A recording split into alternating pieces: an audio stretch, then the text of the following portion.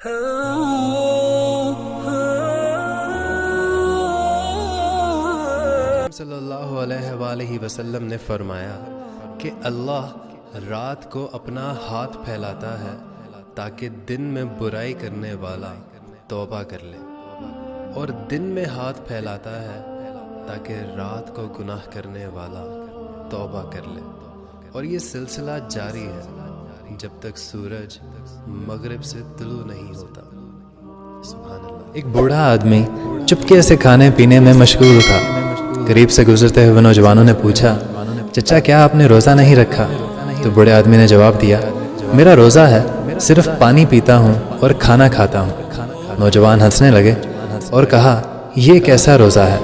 उस पर बूढ़े आदमी ने कहा, मैं किसी की बुराई नहीं करता, किसी पर बुरी नज़र नहीं डालता, किसी को बुरा भला नहीं कहता, किसी का हक भी नहीं मारता, बेईमानी भी नहीं करता, हराम नहीं खाता, सच बोलता हूँ, कानों से गलत बात नहीं सुनता, किसी की ग़ीबत नहीं करता, गलत राह पर नहीं चलता, की इबादत करता हूँ। सिर्फ बीमारी की वजह से मैं अपने मैदे को रोज़ेदार नहीं बना सका, सिर्फ पानी पीता हूँ और खाना खाता हूँ। बूढ़े आदमी ने नौजवानों से पूछा, आप सबका रोज़ा है?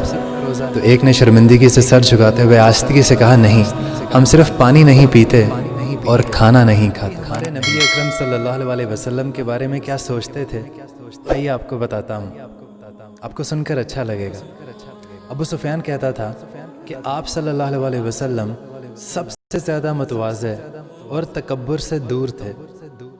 जिस तरह बादशाहों के लिए उनके खद्दाम व हाशिया ब्रदर खड़े रहते थे, उस तरह आप अपने लिए सहाबा इकराम को खड़ा होने से मना फरमाते थे, मकीनों की अयादत करते थे, फुकरा के साथ उठते बैठते थे, गुलाम की दावत मंजूर फरमाते थे, और सहाबा इकराम में किसी इम्तियाज़ के बगैर एक आम आदमी की तरह